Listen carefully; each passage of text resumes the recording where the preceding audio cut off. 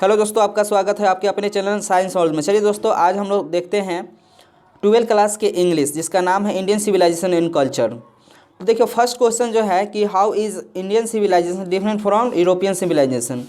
यानी दोस्तों, यहाँ आप इसको अंत तक देखिएगा। ये जो है इंग्लिश है, ठीक इसी को हिंदी में यहाँ पे आगे बताया गया है। तो देख लीजिए हिंदी में क्या लिखा है कि भारतीय सभ्यता यूरोपीय सभ्यता से किस प्रकार भिन्न है। तो चलिए इसका आंसर देख लेते हैं कि European civilization is guided by the writings of Greece and Rome which no longer exist in their form glory, but Indian civilization is steady. It follows that path that our forefather tested on the evil of experience and found true and troubles. Indian civilization needed no external guidance sorry दोस्तों, यहाँ पर external guided होगा। देखिए इसका हिंदी यहाँ पे है, आप हिंदी को देख लीजिएगा कि जो भारतीय सभ्यता है यूरोपीय सभ्यता से किस तरह अलग है। तो यूरोपीय सभ्यता है ग्रीस और रोम के लेख द्वारा निर्धारित। ये आप इस पढ़ लीजिएगा, इसको अच्छा से कर लीजिएगा। चलिए 2 नंबर क्वेश्चन देखिए, why does Gandhi ji say that mind is restless bird, what makes the mind restless. तो देखिए कह रहा है ना कि गांधी जी, इसका हिंदी आप देख लीजिए क्या क्वेश्चन कह रहा है कि गांधी जी क्यों कहते हैं कि मन एक बेचैन पक्षी है, मन को क्या बेचैन करता है। तो देखिए इसका है, Gandhi ji said that mind is restless bird because it never satisfied, the more it gets the more its wants. Gandhi ji कहते हैं कि मन एक बेचैन पक्षी है क्योंकि यह कभी संतुष्ट नहीं होता है, जो जितना चाहता है वो उसे उतना ही मिलता है। चलिए आप हिंदी इंग्लिश दोनों करते चलिएगा, समझते चलिएगा।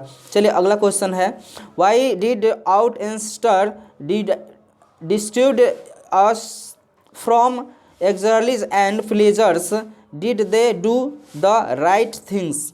देखिए इसका हिंदी क्या हो रहा है कि पूर्वजों ने हमें विलासिता और सुख से क्यों मना किया, क्या उन्होंने सही काम किया। तो देखिए इसका आंसर देखिए, our ancestors dissuaded us from luxury and pleasures because they not lead to happiness, the more one indulges in them the more dissatisfied on becomes. Our ancestors did the right things because we find that even the rich people are unhappy and many poor the happy. In fact, happiness is a mental condition. It does not depend on the wealth and possessions.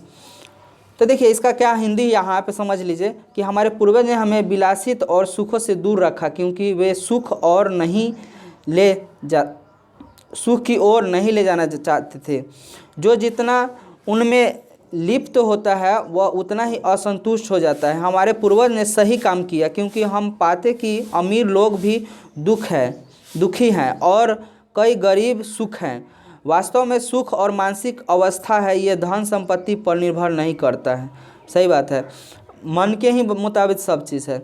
अगला question जो है, why according the Gandhi has we stuck with the same kind of flux as existed thousand of year ago, should we do the same things even today. देखिए यहाँ पे गांधी जी क्या कह रहे हैं कि गांधी के अनुसार हम उस तरह के हम लोग से क्यों चिपके हुए हैं जो हमारे हजारों साल पहले था, क्या हमें आज भी वही काम करना चाहिए। आंसर देखिए इसका क्या है कि according to Gandhi we stuck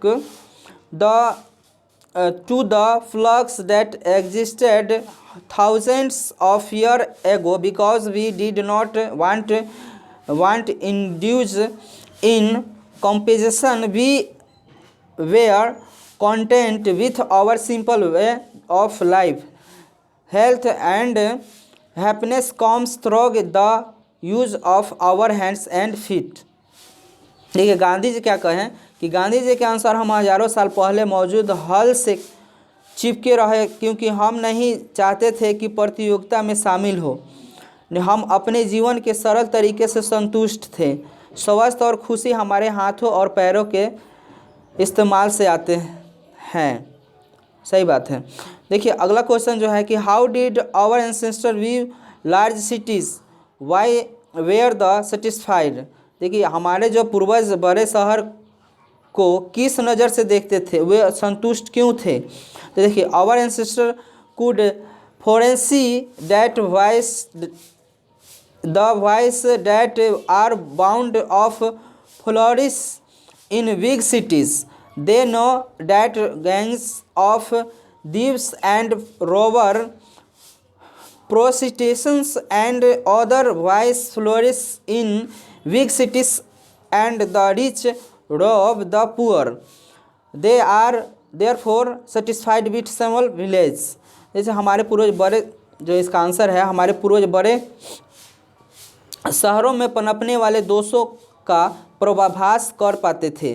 वे जानते थे कि बड़े शहर में चोरों और लुटेरे वेश्यावृत्ति और अन्य बुराई की गिरोह पनपते हैं और अमीर गरीबों को लूटते हैं, इसलिए वे छोटे गांव में संतुष्ट थे।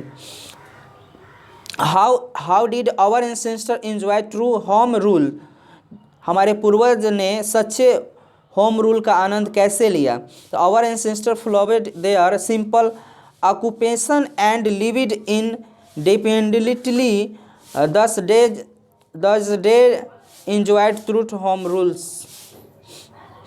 हमारे पूर्वज ने अपने साधारण व्यवसाय का पालन किया और स्वतंत्र रूप से रहते थे। इन प्रकार उन्होंने सच्चे होम रूल का आनंद लिया। अगर दोस्तों आपको अच्छा लगा हो तो लाइक सब्सक्राइब जरूर कीजिएगा। Thanks for watching.